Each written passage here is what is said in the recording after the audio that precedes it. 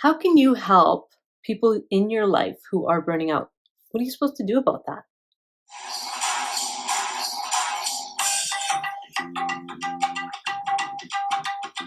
Hi there, and welcome back to Ask Dr. Saira, the show where I answer your questions about spirituality, relationships, personal growth, and mental health. Today's question comes from Janice. Janice says, when it seems that other people are burning out, what can you do to either help them or help yourself put up with their unfamiliar behaviors? When it seems that other people are burning out, what can you do either to help them or help yourself to put up with their unfamiliar behaviors? Great question. So first I want to talk about that unfamiliar behavior. So when people are burnt out, they can do all kinds of things that are strange that they usually don't do. So they could be more tired than usual. They could be grumpy. They might be really frantic. They might be seems kind of low, like depressed.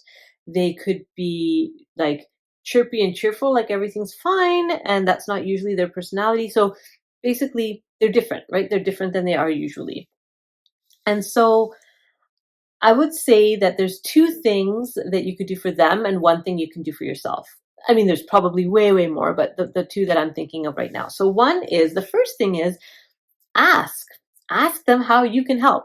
And be specific. So one of the things that often happens is people will say things like, oh, let me know if you need anything, right?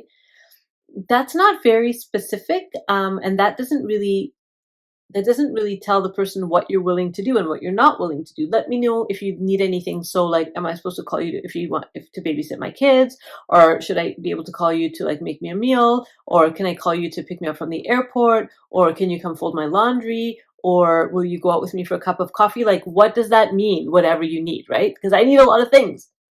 So when you're asking of how you can help, be specific in that ask. So you could say something like, I'll talk about the example when my dad died. People were like, "Oh, let me know if there's anything I can do." And one friend in particular, she said, "I would love to make you a meal and drop it off to the house. When's a good day for that?" Right? So she was very specific. And so it gave me permission to, first of all, accept her help. Second of all, know exactly what it was that she was signing up for. Both of us knew that, right? It wasn't this open ended, like, let's see, whatever you need. Another thing that you can do is, my sister recently had triplets. And one of the things that somebody offered to do is come and clean the bathrooms, right? I can come to your house, I can clean your bathrooms. So then the person knows, like when you say, ask me whenever you need something, people won't actually follow up on that. So be specific. Ask them if you can help, and be specific as far as what you're offering to help. Now, you might not know what they need. And so then you can ask them, what are some of the things that you need right now? And they might say, oh, nothing, I'm fine.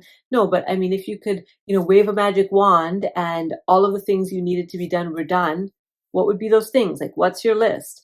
And let them start talking about what they need. People who are burnt out, as I've mentioned before, are often high achievers. And so they're not used to asking for help, and they're not used to receiving help often. So this might be new for them to even have to ask. So ask how you can help and be specific in the ways that you're able to help them.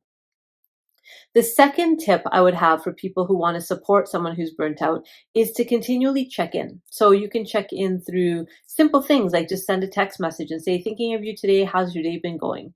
Um, and when somebody said to me once, like one of my friends that was checking in again after my dad died, said, how's your heart doing today? And it kind of shifted the conversation, right? Because it wasn't just like, how are you? Fine. How are you? It wasn't that kind of ritualistic greeting that we give to each other. It was a really genuine question with room for me to actually answer in a genuine way.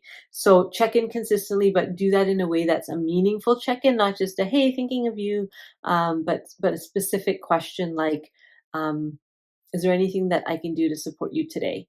Or how's your day? How are the last few hours been going? Or have you done anything for yourself lately? Something like that that's specific. The key to both of those suggestions is don't just leave it open-ended. Be specific and tailor to what that person, who they are and what they need. The last thing I would say is has to do with how do you help yourself to deal with their unfamiliar behaviors. Try to put yourself in their shoes. right? Try to put yourself in their shoes. If you were going through what they were going through now, you might be able to handle it way better than they are. That's a possibility, right?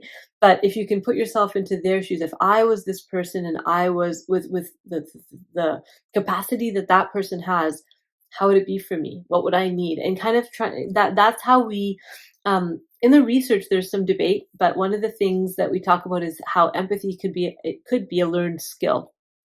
And if that's true, then this is one of the ways that we learn empathy is we actually imagine ourselves in the shoes of the other, or in the life of the other.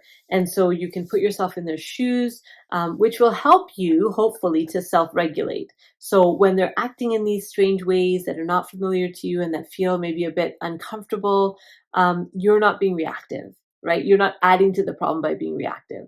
So put yourself in their shoes and then doing that self-regulation internally. So that's what I would say about that. I'm sure there's many, many more things that you might be able to do. Feel free to leave a comment if there's something that you do that helps to support your friends and loved ones when they're burning out. That's it for now. Talk to you soon. Bye.